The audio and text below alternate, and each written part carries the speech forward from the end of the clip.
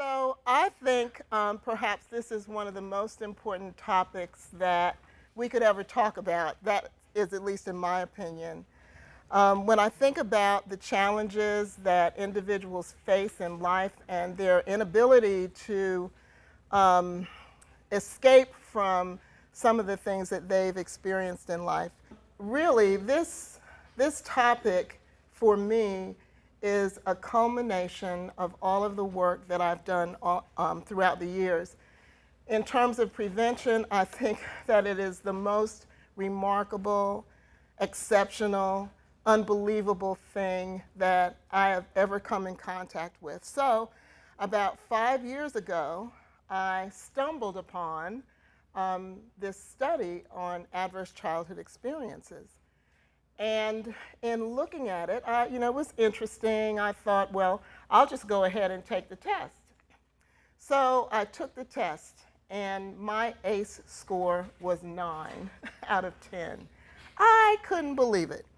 Well, I went on a quest of not only trying to understand ACEs and the impact of ACEs on the lives of others, and of course on my own life, and how I was able to escape some of the things that we see happening with ACEs, but also how could I advance this science to help benefit everyone, because it really is not about one single person, one single group, rich, poor, black, white, male, female. It really is all of us, which is the most remarkable message of all. So one of the things that I want us to understand as I go through this chart is that, again, it doesn't matter what the background is. It doesn't matter what your two-parent home, one-parent home was like. It really has to do with what happened to you.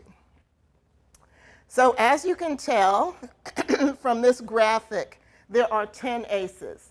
And the idea is, or the science says, that if someone experiences 4 or more of these 10 things before their 18th birthday, then it's most likely that they will have some challenges in their adult life. So the 10 ACEs are the categories of abuse, neglect, and household dysfunction. Under abuse, it's physical abuse, emotional abuse, or sexual abuse. Under neglect, physical neglect, emotional neglect. And under household dysfunction, within the household, there's someone with mental illness, a mother that's treated violently, divorce, incarcerated relative, and substance abuse.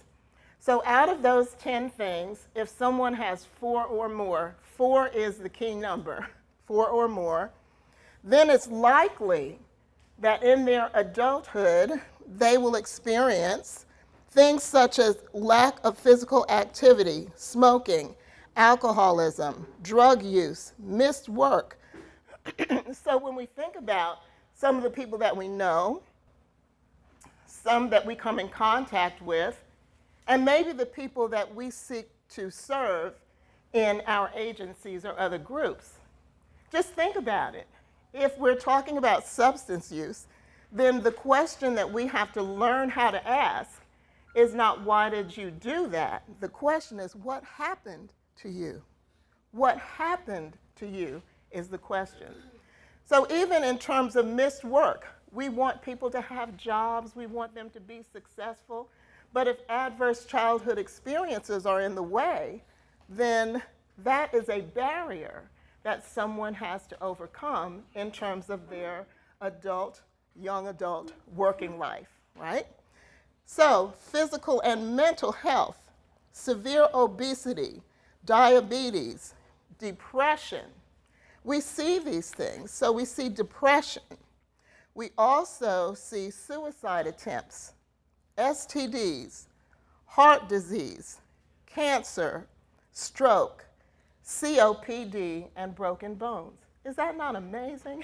So when I think about the things that we at Together for Resilient Youth seek to intervene about and on, these fall into almost every single category.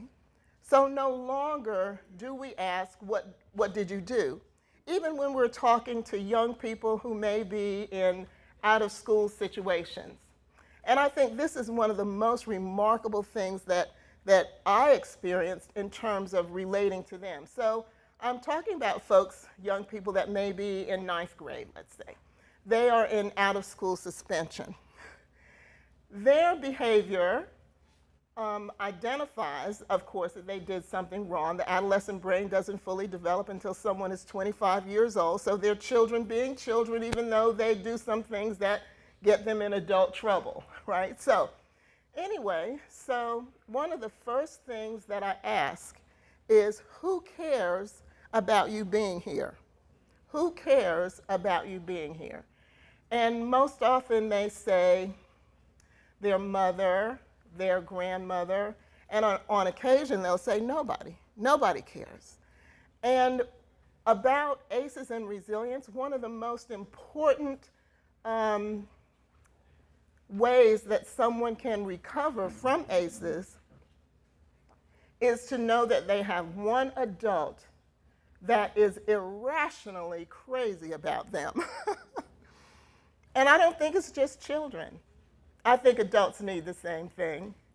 So when we think about that one person who, even in our childhood, influenced us by what they said, by what they did, the love that they showed us, then it's quite possible that that one experience could really carry them all the way through their lives. So we ask them to remember, to think about, and if they don't have someone, we need to find you someone, okay? And again, that goes for adults as well as children. So the other thing, if I didn't already say this, is that the brain may forget, but the body remembers, which is why we have all of the outcomes that I just mentioned. So in my own experience, as I mentioned, my ACE score is 9. You may be interested to know which one I don't have, but I'm not going to reveal that today. I'll just keep you guessing, okay? But anyway, my experience was that my grandmother, even though she passed away when I was 6 years old, only 6 years old, she said to me that you're going to be somebody special one day. And when I die, don't cry because you'll see me again. I didn't know that in a matter of days, that would be the fact. All my life, I held on to those words. And I believed what she said. And therefore, I was able to internalize something that would help me to overcome every single thing that was supposedly a reality in my life. I didn't choose that reality.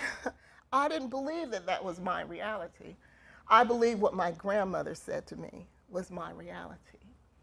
I believed when I saw a young couple, when I was a teenager, I attempted suicide twice when I was 14 years old. And there was this couple at the church that we went to that were always hugged up on each other. Oh, I love you so much, as they fixed salad for the teenagers. So that was my next Kodak moment where I said, click, click, that's what my marriage was going to be. 47 years later, I can say that Earl and I, through the years, have just been, oh, I love you so much. Like every day. Right, no, not really, but you know.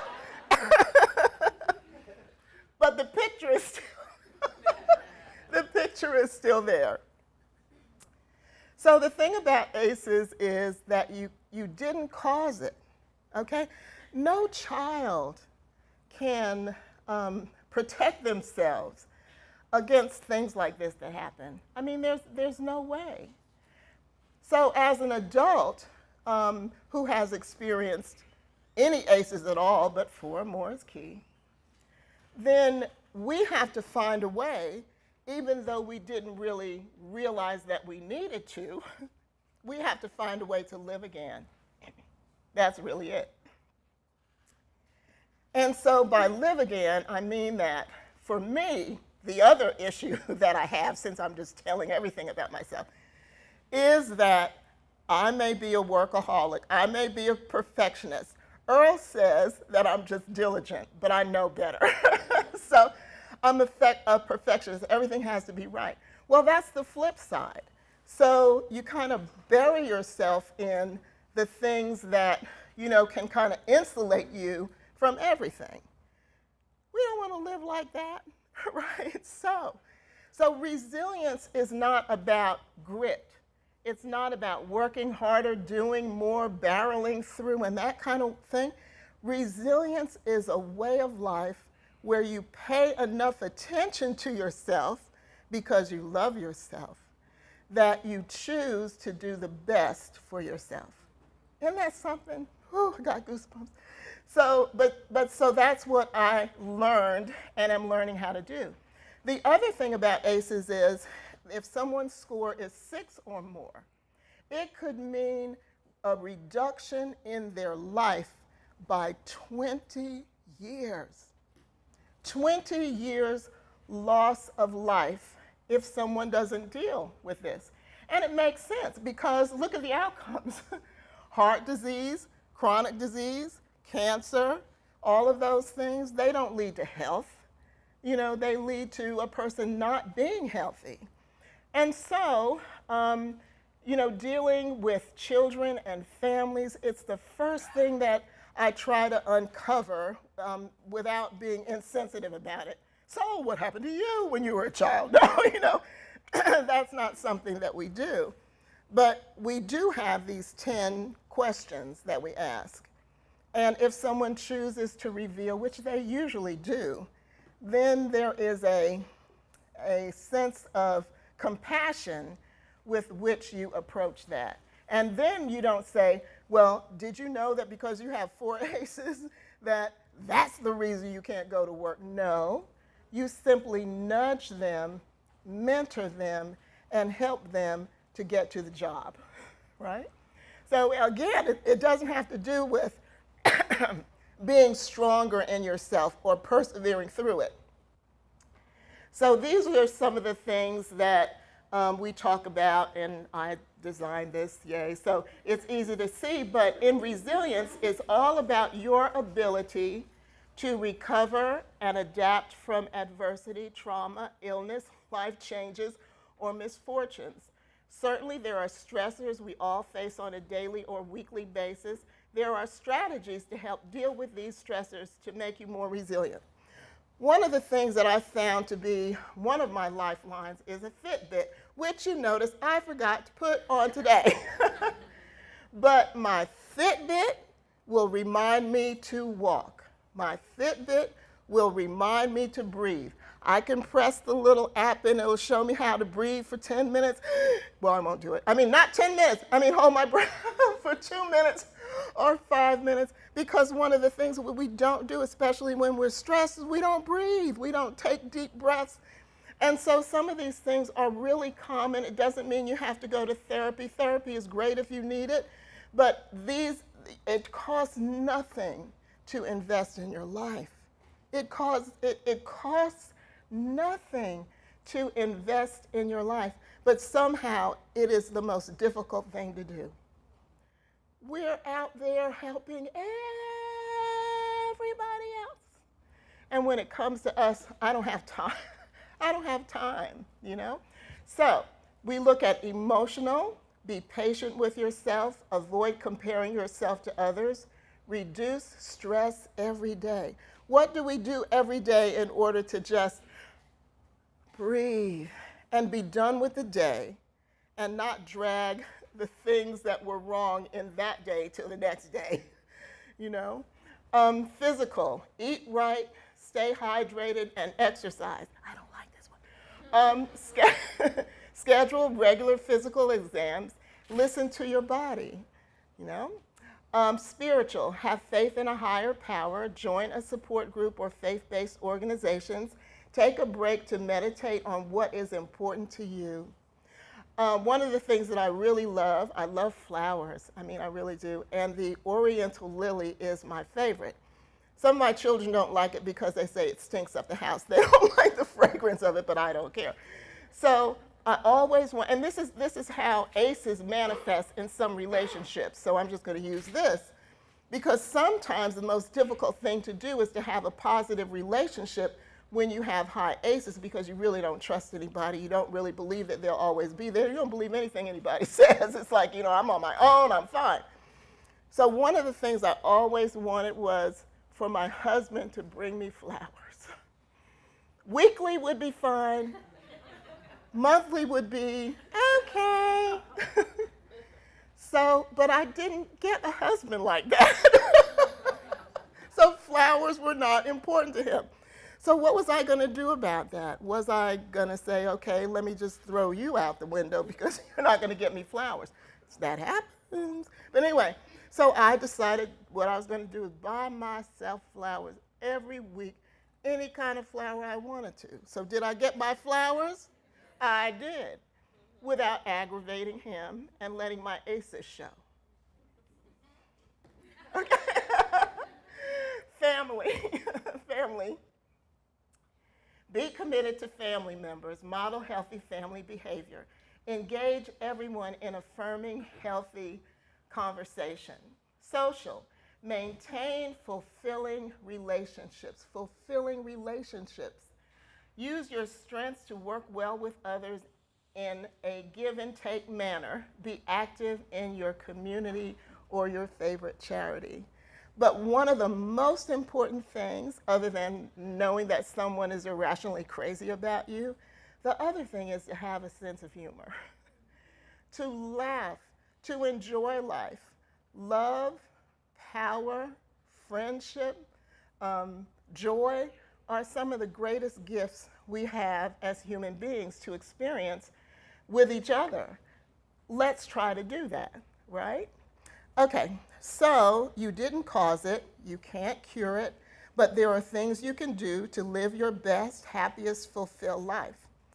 So one of the other things that I'd like to say is that we offer resilience training to all sectors because we want to create a resilient community.